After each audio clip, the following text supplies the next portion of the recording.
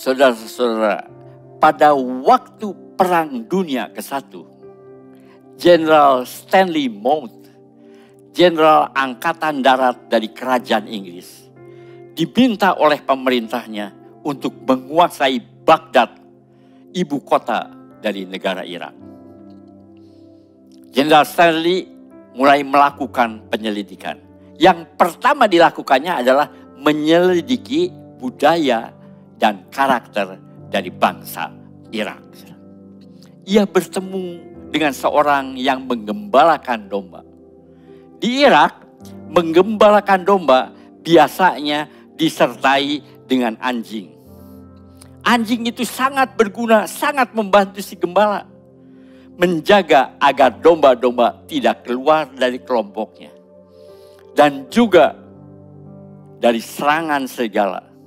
Dan menjaga dari pencuri-pencuri domba. Sehingga domba-domba aman dan tugas si gembala menjadi ringan. Lewat peterjemahnya si jenderal bertanya kepada seorang gembala yang ada di sana.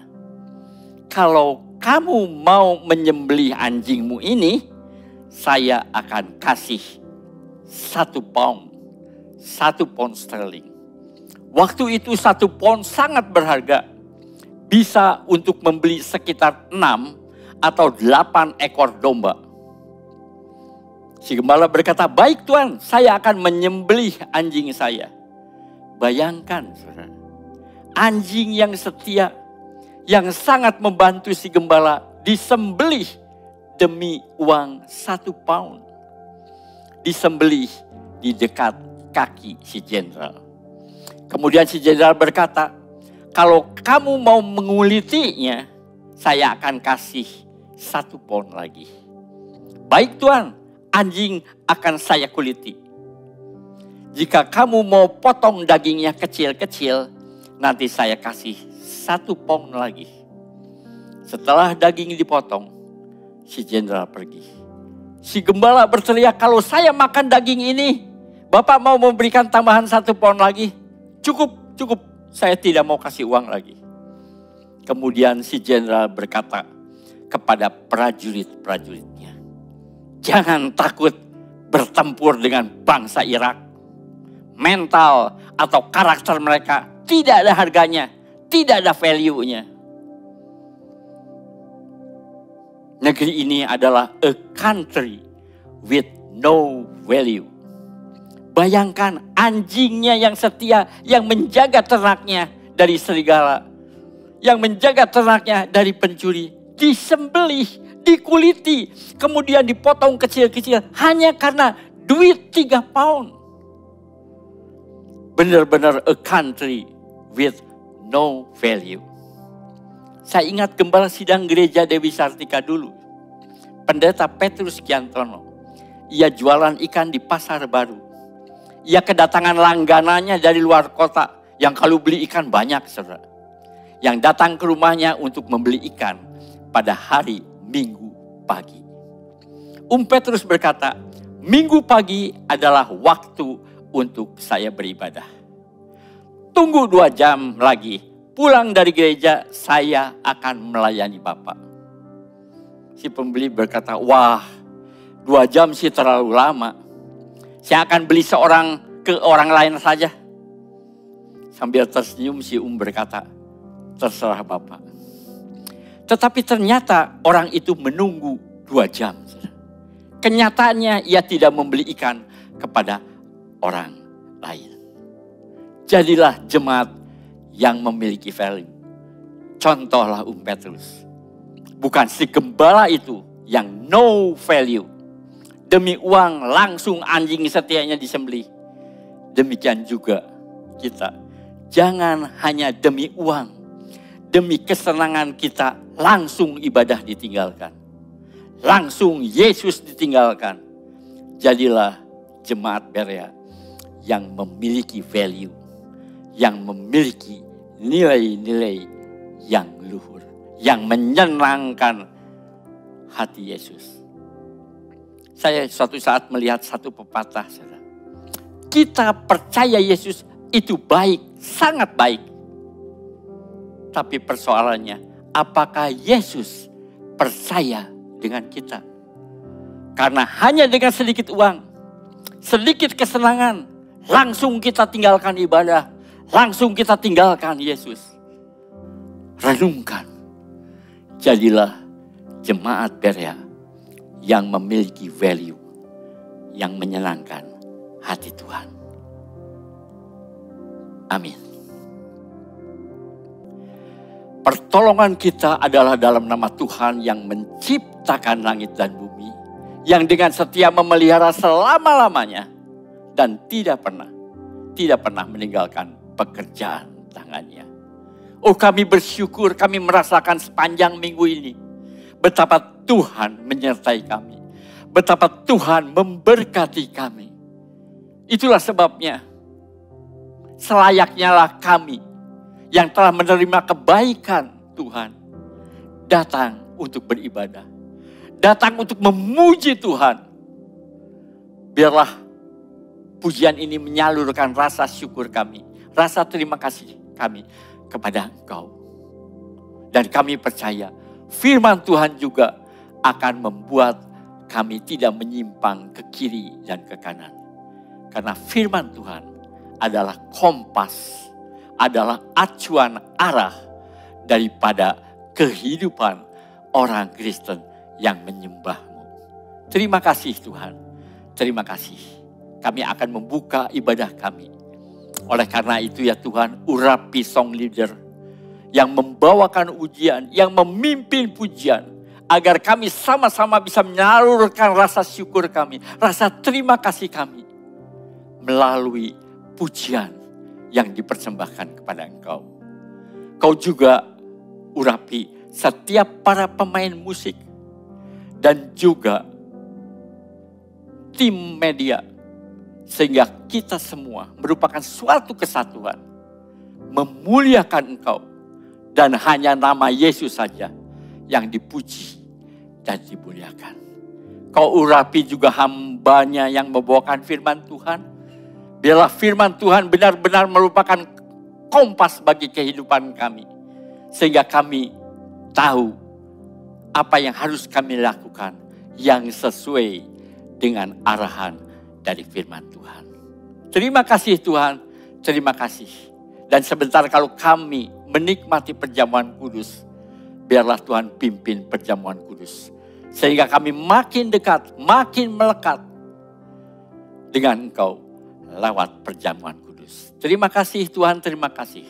Kami buka ibadah kami dengan penuh rasa syukur hanya dalam satu nama, Yesus Kristus, Juru Selamat dan Penebus kami yang hidup. Amin. Shalom, selamat datang di ibadah keluarga secara online Gereja Rehoboth Jemaat Berea. Menyapa untuk setiap jemaat Rehoboth Berea yang dikasihi oleh Tuhan Yesus Kristus, mulai dari adik-adik Victory Kids dan Youth, serta saudara-saudari dan ibu bapak sekalian. Saat ini kita memasuki di bulan yang baru, tentunya dengan tema yang baru. Tapi bukan berarti kita melupakan apa yang sudah kita pelajari di bulan sebelumnya. Nah, ada yang masih ingat kira-kira kita belajar mengenai apa di bulan sebelumnya? Ya, kita sama-sama belajar bagaimana kita menunggu atau menantikan Tuhan. Dan di bulan yang baru ini, yaitu bulan Juni, kita sama-sama belajar dengan satu tema yaitu bergantung. Nah, kita akan belajar bagaimana kita bergantung sepenuhnya kepada Tuhan dan Juru Selamat kita, dan bukan kita bergantung kepada kekuatan diri kita sendiri. Amin. Pengumuman yang pertama untuk adik-adik Victory Kids, mulai bulan Juni atau lebih tepatnya mulai minggu depan, adik-adik Victory Kids akan kembali beribadah secara onsite di gereja. Itu artinya adik-adik Victory Kids akan kembali bertemu dengan guru-guru Victory Kids dan juga teman-teman yang lain. Yeay! Ibadah Victory Kids secara onsite berlaku untuk semua kelas, termasuk untuk kelas Indria. Tapi khusus untuk kelas Indria, hanya untuk anak-anak yang sudah bisa ditinggal oleh orang tuanya. Mohon maaf, untuk setiap orang tua tidak diperkenankan untuk masuk ke dalam ruang kelas. Ibadah Youth akan diadakan secara onsite setiap minggunya pada pukul 1 siang, kecuali pada minggu yang pertama. Dan untuk ibadah umum secara onsite juga akan diadakan pada pukul 8 pagi setiap minggunya, kecuali pada minggu pertama. Karena pada minggu pertama kita akan mengadakan ibadah keluarga secara online. Untuk itu saya mengajak untuk setiap kita Jemaat Berea yang mengikuti ibadah secara onsite untuk bisa datang lebih awal. Untuk kita sama-sama mempersiapkan hati kita dan untuk menikmati setiap pujian penyembahan. Oh iya, hari ini kita akan sama-sama memperingati Hari Pencurahan Roh Kudus. Dan untuk tema ibadah hari ini adalah Aku hidup, tapi akunya mati. Kira-kira gimana ya maksudnya? Kita mau sama-sama diberkati dan kita mau sama-sama dengerin firman Tuhan hari ini. Tapi sebelumnya, saya mau mengajak kita semua untuk kita sama-sama bisa memuji dan menyembah Tuhan. Karena saya percaya bahwa ada kuasa ketika kita memuji dan menyembah Tuhan untuk kita mengutarakan rasa syukur kita dari hati kita yang paling dalam. Shalom seluruh jemaat Rehoboth Berea. Sekarang saya mau undang seluruh adik-adik Victory Kids untuk bangkit berdiri semuanya. Kita mau puji Tuhan. Puji Tuhan kita. Ya Tuhanku, curahkan roh-Mu. Amin. Penuhi kami dengan kuasa kudus-Mu. Amin. Api kudus-Mu yang berkuasa, pulihkan hati yang hancur. Roh kudus-Mu yang berkuasa, membakar hatiku. Fire. Ya Roh Kudus, ini aku, jamalah hidupku. Baharui hatiku dan bangkitkan aku. Ya Roh Kudus, ini aku, jamalah hidupku. Baharui hatiku dan bangkitkan aku. Kita nyanyiin pujian ini sekali lagi adik-adik.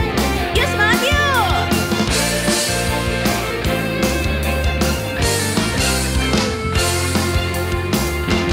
Ya Tuhanku, curahkan roh-Mu. Amin. Penuhi kami dengan kuasa kudus-Mu. Amin. Api kudus-Mu yang berkuasa, pulihkan hati yang hancur. Roh kudus-Mu yang berkuasa, membakar hatiku. Fire. Ya Roh Kudus, ini aku, jamalah hidupku. Baharui hatiku dan bangkitkan aku. Ya Roh Kudus, ini aku, jamalah hidupku. Baharui hatiku dan bangkitkan aku. Mari kita minta Tuhan untuk baharui hati kita dan curahkan Roh Kudus. Ya adik-adik semangat.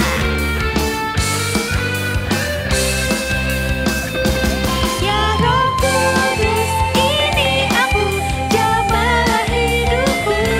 Baharui hatiku dan bangkitkan aku.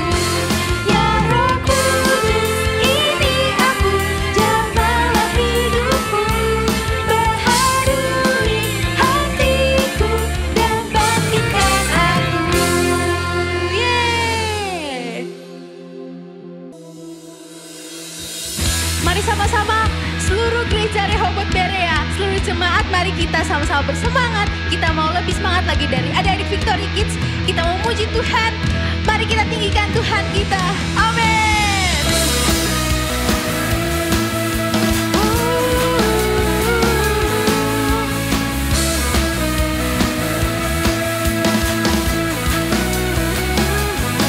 Jiwa bebas terlepas, kuasa maut telah terhempas.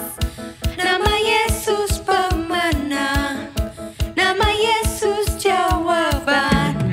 Langkah takkan berhenti,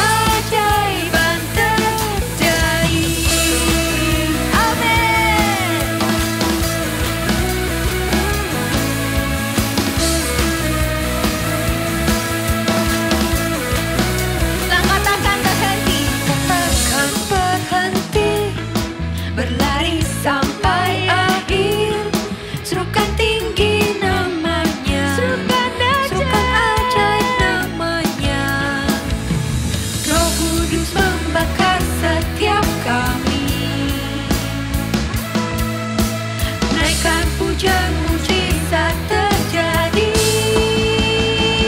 Mengalir kuasa-Mu, nyalakan api-Mu. Ku nyanyi oh oh oh oh oh oh oh oh. Tercurah kuasa-Mu, nyalakan api-Mu. Ku nyanyi oh oh oh oh. Keajaiban terjadi. Yes Jesus, bakar semangat kami Tuhan. Biarlah kami memuji Engkau Tuhan dengan segenap hati kami Tuhan. Amin. Oh oh oh oh oh. Oh oh oh oh oh.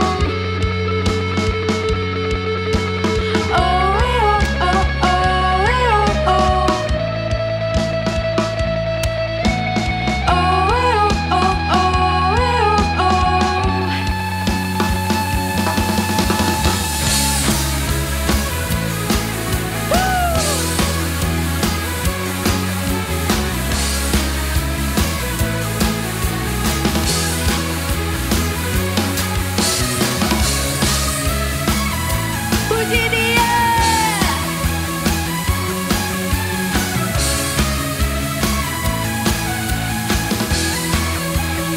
Roh Kudus membakar, Roh Kudus membakar setiap kami. Naikkan pujian, mujizat terjadi.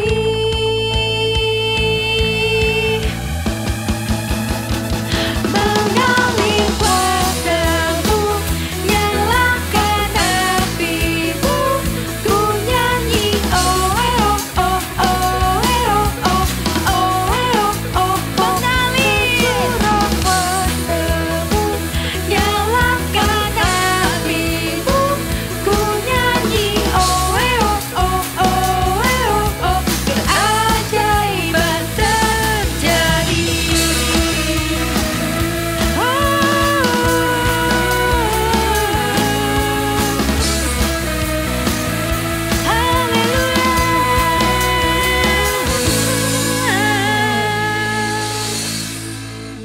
Makasih Tuhan. Amin Tuhan Yesus.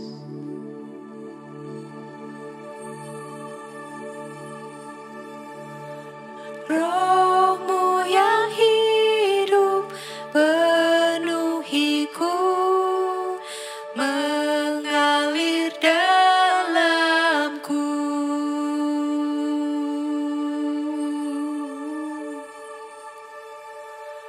Jiwaku tenang bersama-Mu dalam naungan-Mu.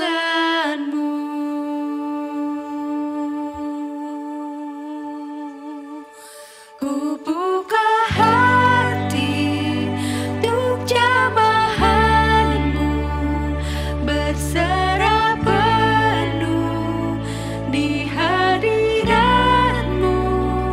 Kau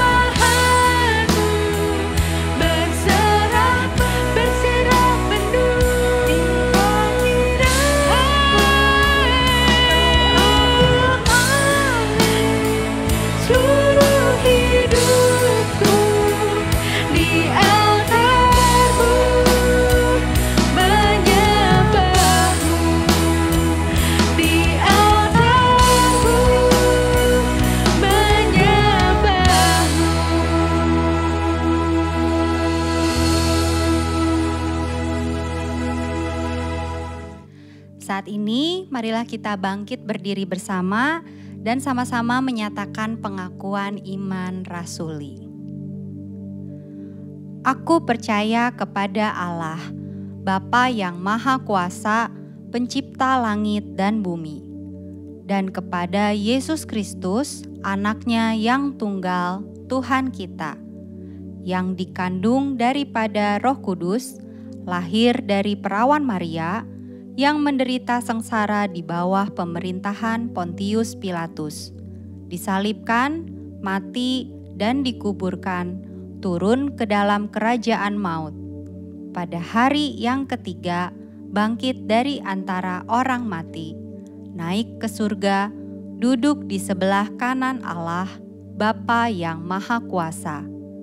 Dan dari sana Ia akan datang untuk menghakimi orang yang hidup dan yang mati. Aku percaya kepada Roh Kudus, gereja yang kudus dan am, persekutuan orang kudus, pengampunan dosa, kebangkitan tubuh, dan hidup yang kekal. Amin. Shalom saudaraku sekalian yang kukasihi dalam nama Yesus. Pada pagi hari ini kita akan masuk di dalam doa sebelum kita masuk dalam firman Allah. Bapa kami yang bertata dalam surga, pada pagi hari ini kami mengucap syukur dan terima kasih masih diberikan kesempatan untuk bersama-sama mengikuti ibadah online, ibadah keluarga. Kiranya Tuhan Yesus yang mengurapi hamba-Mu yang tidak ada apa-apanya, pakai hamba untuk kemuliaan nama-Mu, dan juga berkati setiap jemaat yang mengikuti ibadah online pada pagi hari ini. Dalam nama Yesus Kristus kami alaskan doa sembahyang ini. Amin. Saudaraku sekalian, tema hari ini adalah aku hidup tetapi akunya mati. Nah, saya ingin saudara baca di dalam Galatia pasal 2 ayat yang ke-20. Kita baca bersama. Galatia 2 ayat ke-20. Namun aku hidup tetapi bukan lagi aku sendiri yang hidup, melainkan Kristus yang hidup di dalam aku. Dan hidupku yang kuhidupi sekarang di dalam daging adalah hidup oleh iman dalam Anak Allah yang telah mengasihi aku dan menyerahkan dirinya untuk aku. Nah saudaraku sekalian, ini adalah Paulus yang berkata begitu, bahwa hidupku bukannya aku lagi, tapi Kristus yang hidup di dalam aku. Perlu saudara ketahui terlebih dahulu bahwa Paulus adalah orang yang sangat terkenal. Terkenal apanya? Terkenal dia adalah orang yang sangat kejam. Ya, kita harus mengetahui siapa Paulus. Paulus adalah orang yang sangat pinter, orang yang terdidik di bawah pimpinan Gamaliel. Paulus adalah orang yang memiliki jabatan, kuasa, dan dia diberikan hak dan kuasa untuk menangkap orang-orang Kristen atau pengikut-pengikut Kristus. Bahkan kalau kita baca di dalam Kisah Rasul pasal yang ke-9, di sana dikatakan dengan hati yang berkobar-kobar Paulus ingin menangkap orang-orang Kristen, dia anti Kristus. Bahkan dia ingin memenjarakan mereka, kalau perlu dia ingin membunuh mereka. Dia adalah salah satu saksi ketika Stefanus dilempari batu sampai mati. Jadi kita mengetahui jelas bahwa Paulus adalah orang yang sangat kejam. Tapi mengapa dia bisa menulis dan berkata dengan jelas, dia bisa berubah 180 derajat dan berkata bahwa hidupku bukannya aku lagi tapi Kristus. Kristus yang dia benci hidup di dalam diri Paulus. Apa penyebab dari Paulus bisa berubah? Kenapa dia bisa berubah? Karena apa dia bisa berubah? Nah, saya sangat yakin bahwa saudara sangat hafal dengan cerita di dalam Kisah Rasul pasal 9.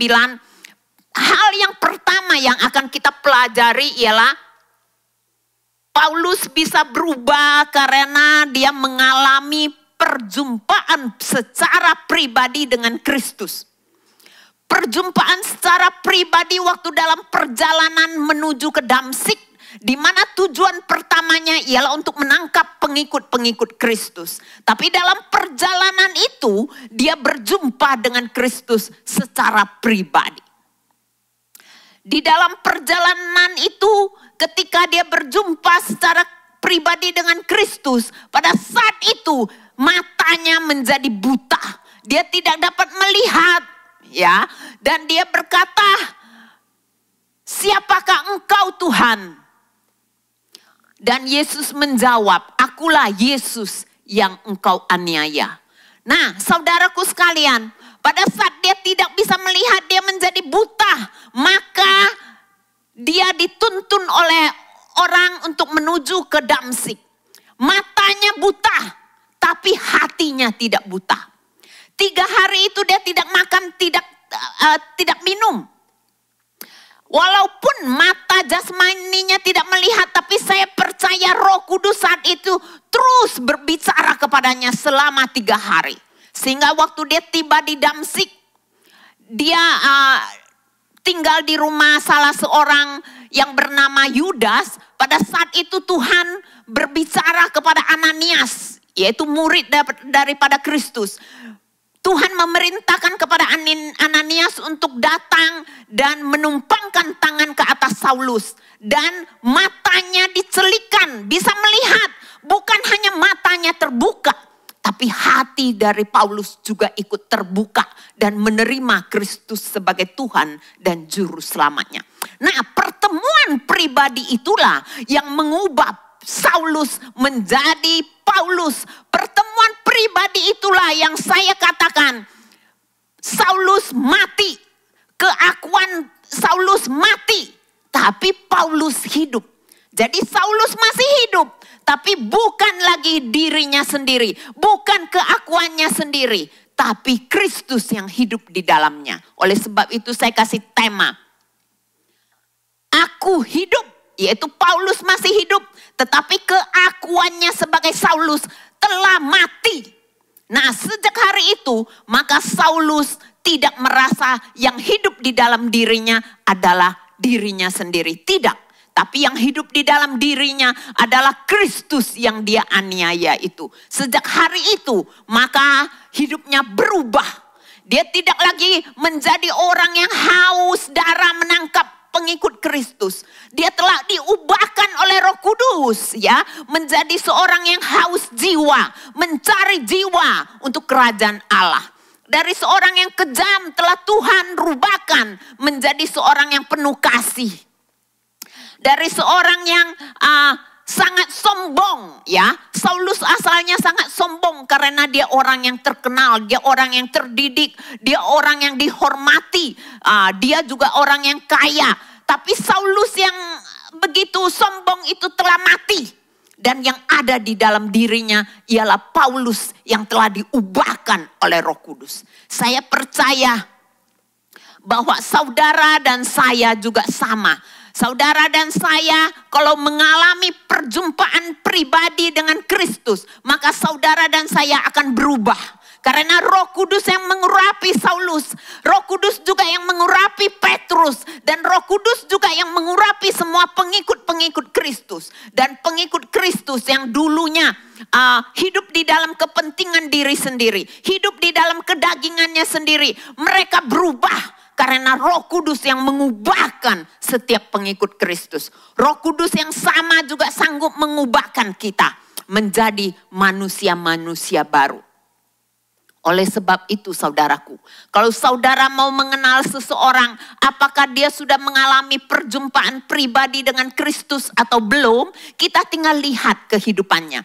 Kita tinggal melihat tingkah lakunya, perkataannya. Dari situ kita bisa mengenal apakah orang itu sudah lahir baru, apakah orang itu sudah menjadi pengikut Kristus yang sejati, apakah orang itu sudah mengalami siapa Kristus di dalam kehidupannya. Maka melalui kehidupan kita orang bisa melihat siapakah yang ada di dalam diri kita.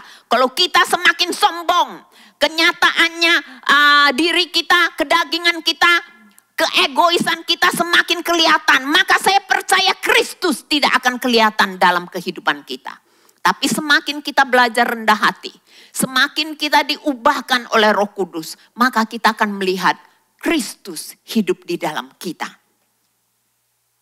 Hari ini adalah hari Pentakosta, di mana Roh Kudus dicurahkan 2000 tahun yang lalu. Maka Roh Kudus itu juga sama, akan mengurapi setiap kita, akan tinggal di dalam diri kita, sanggup mengubah setiap kita. Kalau saudara dan saya rindu, pada hari ini juga Roh Kudus akan mengurapi kita, akan mengubahkan kita menjadi manusia-manusia yang baru. Amin. Nah, itu pelajaran pertama, yaitu mengalami perjumpaan pribadi dengan Kristus akan mengubahkan setiap pengikut Kristus. Hal kedua, poin kedua yang kita akan pelajari dari Kristus ialah kita buka di dalam Filipi pasal 3. Filipi pasal yang ketiga ayat 7 dan 8. Filipi pasal 3 ayat 7 dan 8 dikatakan demikian. Tetapi apa yang dahulu merupakan keuntungan bagiku, sekarang kuanggap rugi karena Kristus. Malahan segala sesuatu kuanggap rugi karena pengenalan akan Kristus Yesus. Tuhanku lebih mulia daripada semuanya. Jadi sekali lagi saya bacakan ayat 8. Malahan segala sesuatu kuanggap rugi karena pengenalan akan Kristus Yesus Tuhanku lebih mulia daripada semuanya. Oleh karena dialah aku telah melepaskan semuanya itu dan menganggapnya sampah. Menganggapnya sampah supaya aku memperoleh Kristus. Paulus dengan jelas berkata di dalam Filipi ayat ke-7 dan 8 bahwa pengenalannya akan Kristus lebih mulia daripada segalanya. Jadi pelajaran kedua yang kita dapat dari Paulus ialah pengenalan akan Kristus lebih mulia daripada segalanya. Nah, Paulus sejak dia mengenal Kristus ya, dia melepaskan segala sesuatu yang dulu dia anggap penting. Segala sesuatu yang dulu dia dihormati orang, memiliki jabatan, kekayaan, dan dia dulu adalah orang yang sangat terkenal. Ya, semuanya dianggap sampah. Semuanya dianggap rugi karena pengenalannya akan Kristus lebih mulia dari segalanya. Apakah kita sama? Apakah kita pernah berkata, sejak saya kenal Kristus, maka semuanya yang ada padaku, saya anggap tidak ada apa-apanya. Tidak berarti dibandingkan dengan sejak saya mengenal Kristus. Lebih mulia, lebih berarti, lebih beruntung. Dibandingkan dengan segala sesuatu yang dulu saya punya. Jadi pengenalan akan Kristus itu sangat dihargai oleh Paulus. Paulus sangat menghargai dan sangat rindu agar setiap orang boleh mengenal siapa Kristus. Paulus menyerahkan seluruh hidupnya. Dia bergantung sepenuhnya kepada Kristus. Dia percaya sepenuhnya kepada Kristus. Dan dia menganggap semua yang dulu itu tidak ada artinya dibandingkan dengan pengenalannya akan Kristus. Saudaraku sekalian, melalui masa pandemi ini, melalui keadaan saat ini, kita semua dulu ya, kita beribadah di rumah. Tapi sekarang telah diberikan kesempatan, kita boleh beribadah di gereja. Jadi saya menghimbau, mengajak saudaraku semuanya, mari kita kembali ke gereja. Mari kita beribadah di gereja. Saya tidak berkata bahwa beribadah di rumah itu tidak boleh, tidak.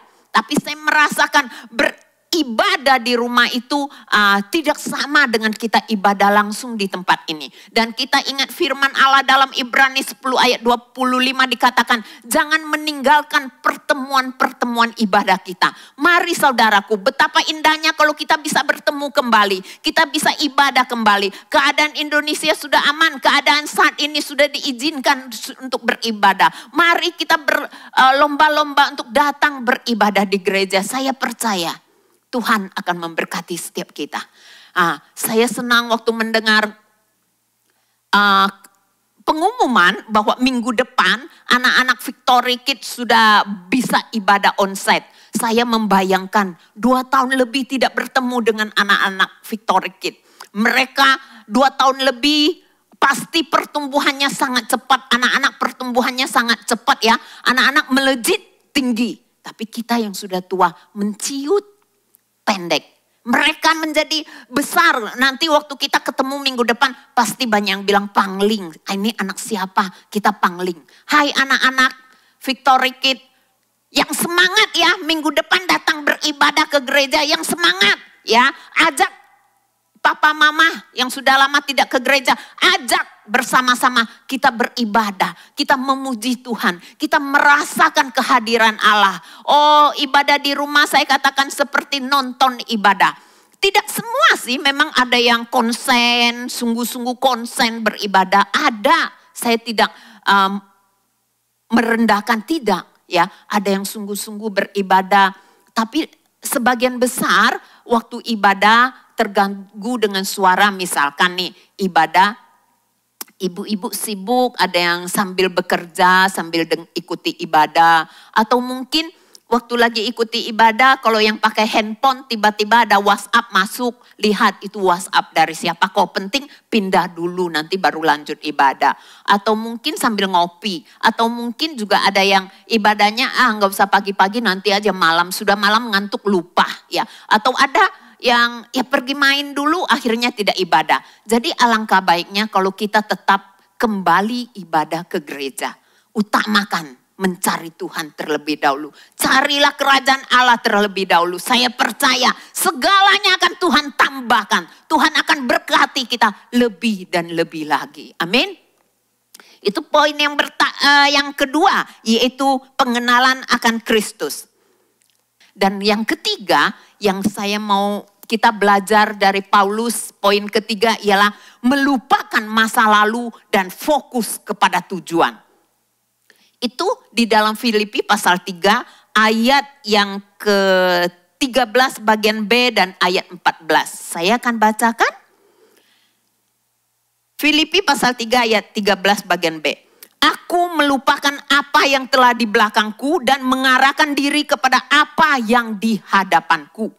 Dan berlari-lari kepada tujuan untuk memperoleh hadiah. Yaitu panggilan surgawi dari Allah dalam Kristus Yesus. Saudaraku sekalian, Paulus melupakan semua masa lalunya. Masa lalunya yang penuh dengan kejayaan. Semua yang berarti di masa lalunya dia lupakan. Dan dia fokus kepada tujuan hidupnya. Dia fokus kepada apa yang di depannya.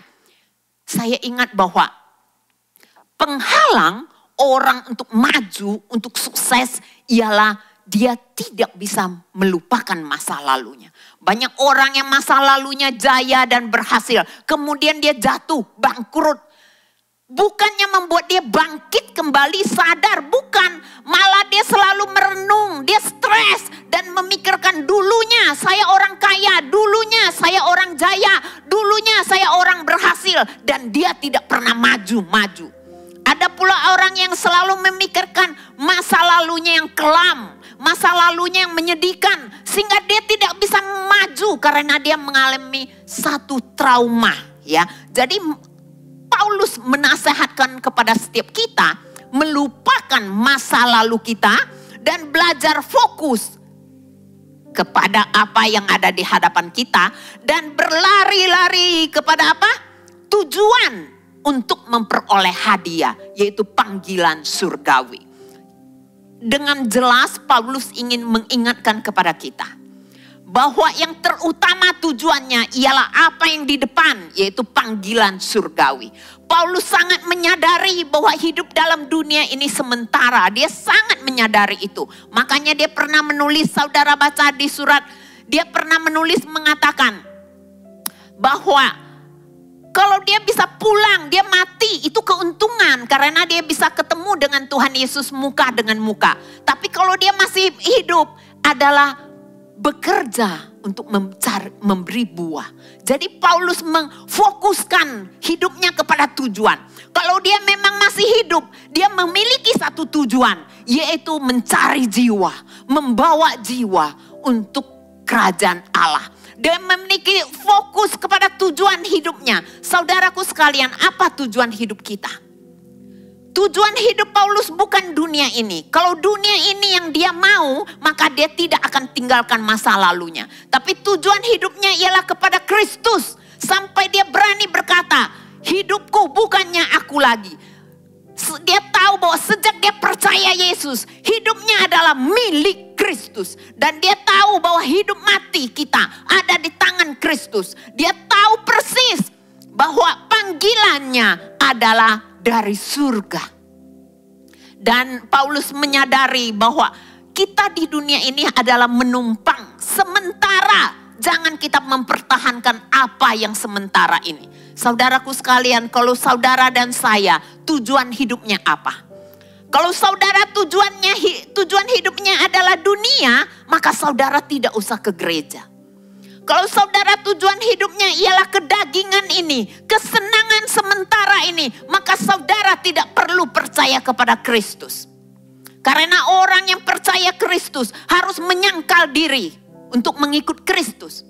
Ya, harus mematikan keinginan dagingnya untuk mengikut Kristus. Kalau tujuan saudara bukan untuk panggilan surgawi, saudara tidak perlu percaya kepada Kristus. Ya, saudaraku sekalian, saya percaya bahwa saudara sudah mendengar kabar yang sangat mengejutkan yang baru terjadi 10 hari yang lalu.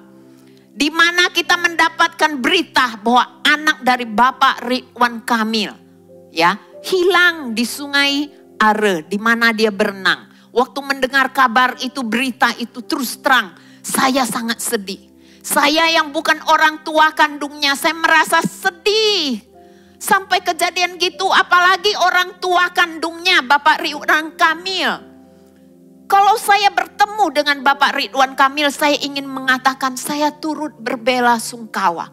Betapa menyedihkan kehilangan anaknya. Anaknya yang sehat. Nah, inilah misteri kehidupan. Kematian bukan karena umur, tua, muda, sakit ataupun sehat. Anak kecil, di mana saja kita tidak pernah tahu kapan kematian itu menjemput kita. Satu hal yang perlu kita perhatikan ialah hiduplah dengan takut akan Allah.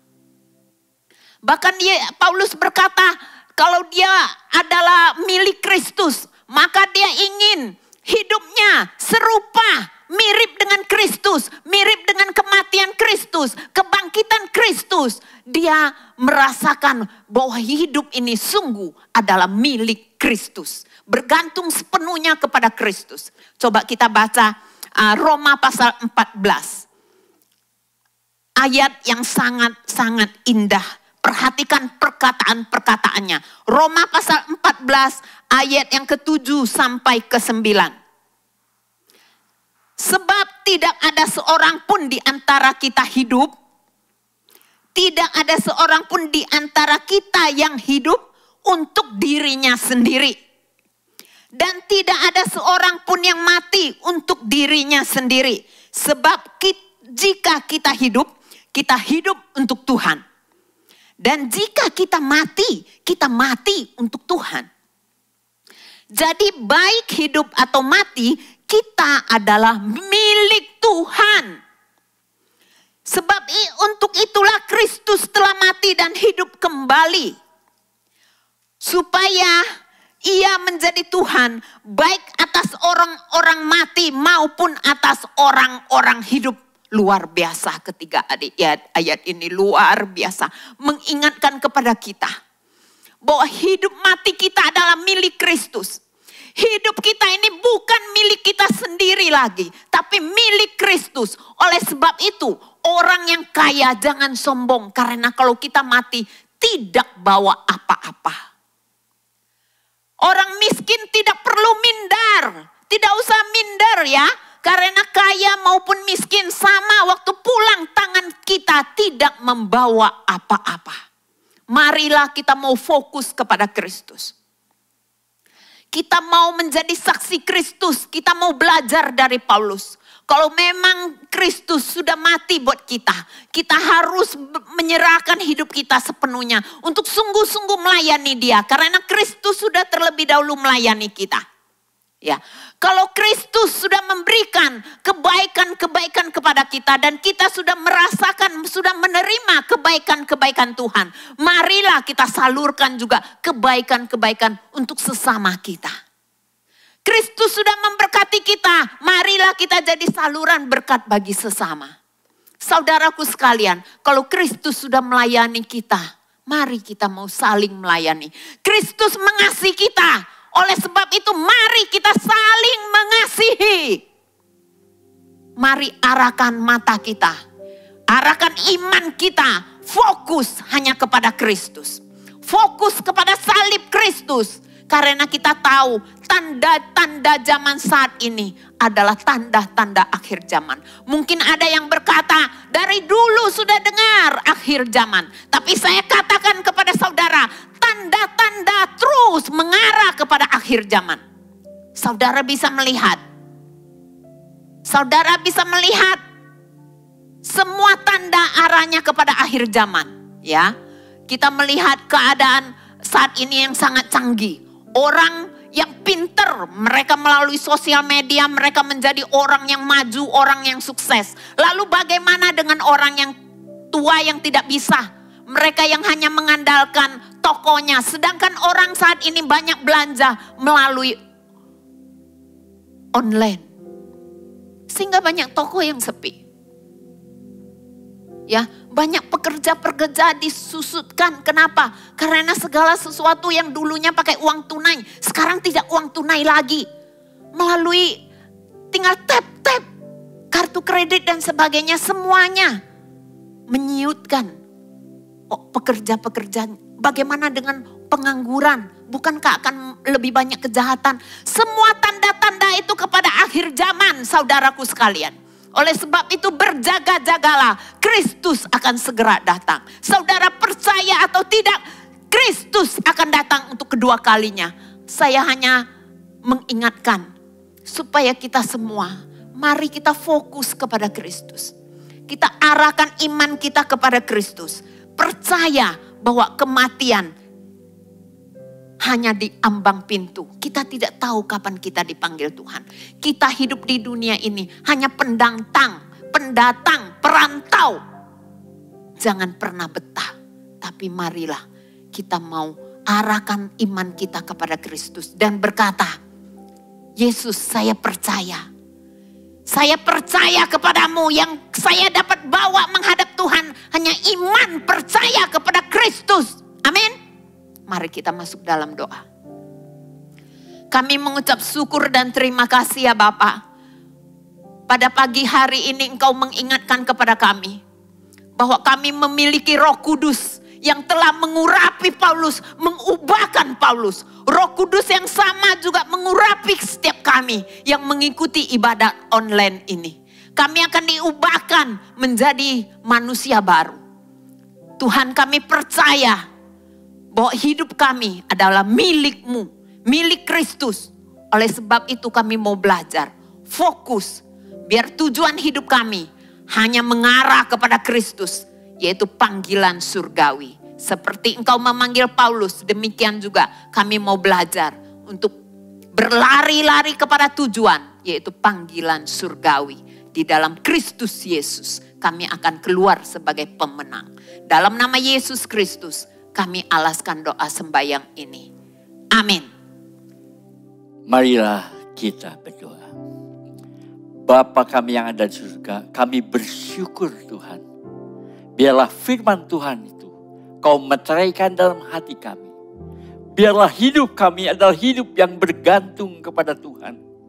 Karena hanya dengan bergantung kepada Tuhan, maka kehidupan kami akan berjalan dengan baik. Biarlah segala sesuatu itu karena Tuhan. Biarlah kami melekat kepada Tuhan, bergantung kepada Tuhan. Sehingga kami lebih erat dengan Engkau. Terima kasih Tuhan, terima kasih. Kami berdoa juga untuk saudara Eeng, Ibu Eeng. Biar Kau urapi Ibu Eeng. Seperti kami diberkati melalui firman Tuhan yang dibawakan oleh Ibu Eeng.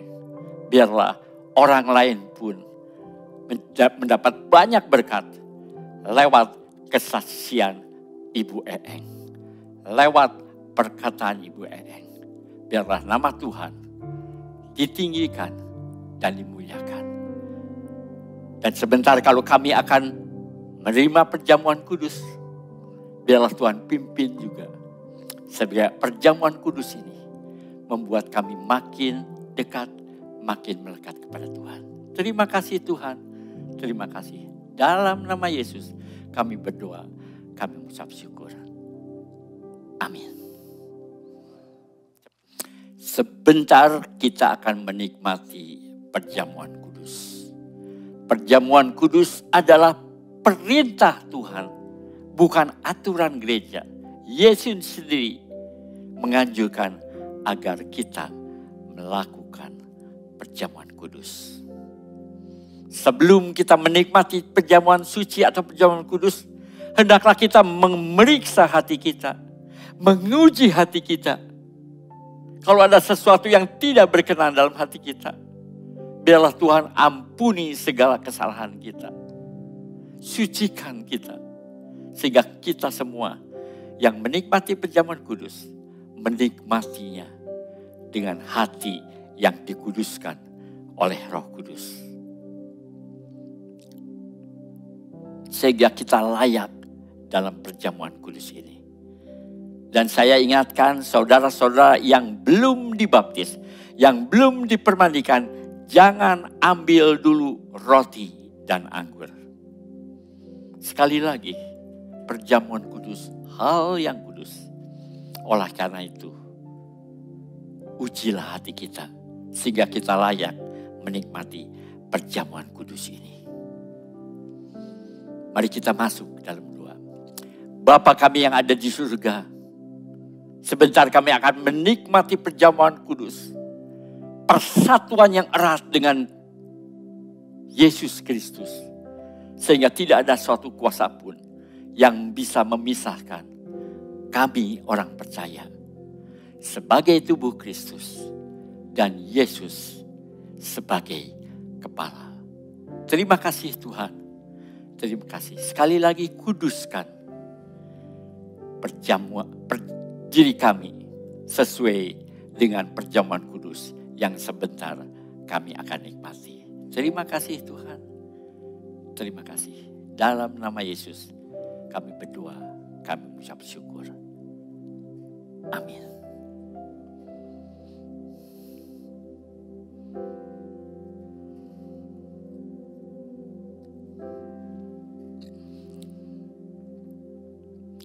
Marilah kita angkat roti di atas kepala kita.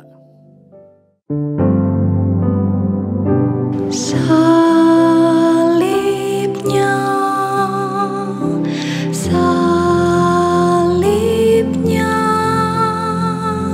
selamanya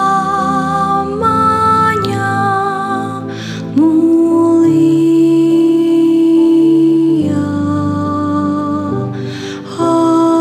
Hatiku disucikan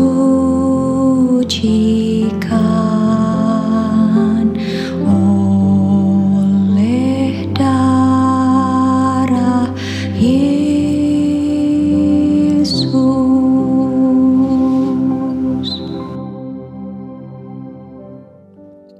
Dan ketika mereka sedang makan, Yesus mengambil roti, mengucap berkat atasnya, memecah-mecahkannya, lalu memberikannya kepada murid-muridnya dan berkata, ambillah, makanlah, inilah tubuhku yang diserahkan bagi kamu. Perbuatlah ini menjadi peringatan akan daku.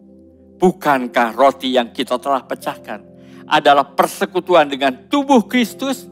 Marilah kita makan dalam nama Tuhan Yesus Kristus.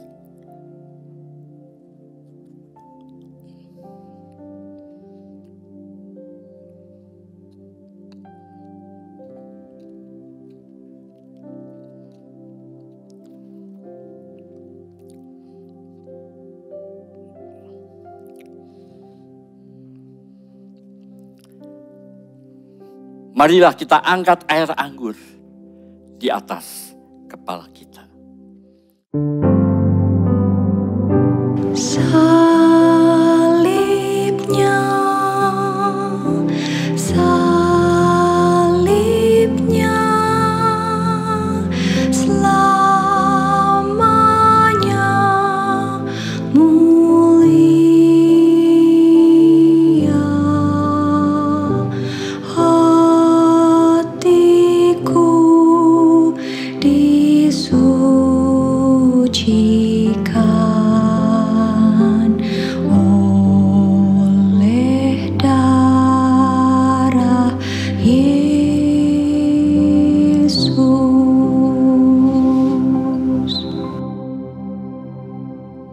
Sesudah makan ia mengambil cawan, mengucap syukur lalu memberikannya kepada mereka dan berkata, cawan ini adalah perjanjian baru yang dimeteraikan oleh darahku.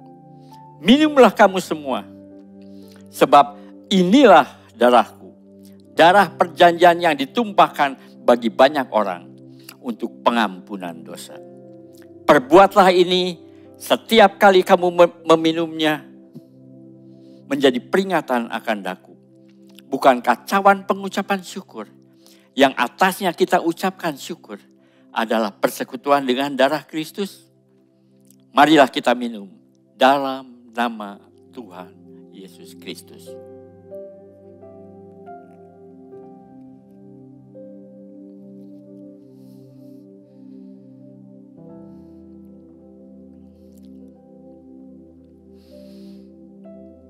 Mari kita berdoa. Kami bersyukur Tuhan, karena hari ini kami menikmati perjamuan suci atau perjamuan kudus. Biarlah persekutuan denganmu makin erat dan makin erat lagi. Sehingga tidak ada kuasa yang bisa memisahkan kami daripada junjungan kami, yaitu Yesus Kristus. Biarlah perjamuan kudus ini mengingatkan kami semua selalu akan pengorbanan Yesus. Karena Yesus menanggung hukuman yang seharusnya kami tanggung. Sehingga kami menjadi kudus di hadapan Bapa. Biarlah perjamuan kudus juga menyadarkan kami semua adanya persekutuan orang yang beriman. Karena kita semua adalah tubuh Kristus. Dan Yesus adalah gembala. Sehingga kami tidak pernah ditinggalkan yatim piatu. Karena kami memiliki anggota saudara seiman yang sama-sama menjadikan Yesus adalah kepala. Dan kita semua adalah anggotanya. Biarlah perjamuan kudus juga menyadarkan kami semua akan kedatangan Tuhan Yesus yang kedua kali. Sehingga kami sadar, kami harus menjaga kehidupan kami. Kehidupan yang kudus. Kehidupan yang sesuai dengan kehendak-Mu. Karena kami tahu, satu saat pada waktu Yesus datang kedua kali, kami akan mempertanggungjawabkan segala sesuatu yang kami perbuat. Terima kasih Tuhan. Terima kasih. Hari ini kami menikmati perjamuan suci ini. Dalam nama Tuhan Yesus Kristus, Juru Selamat dan Penebus kami yang hidup. Amin.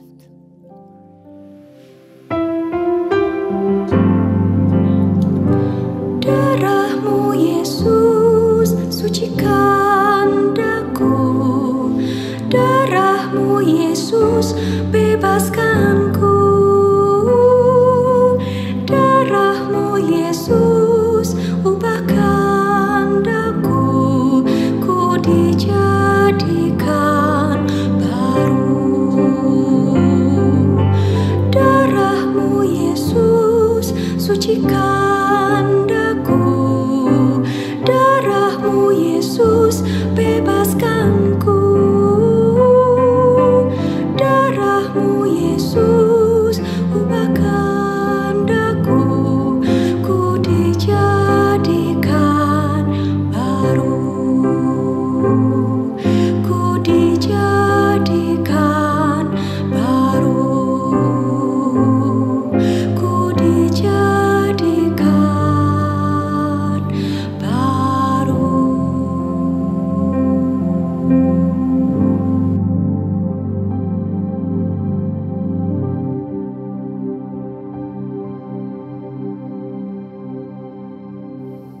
Dan sekarang marilah kita semua mengangkat tangan kita untuk menerima berkat daripada Tuhan.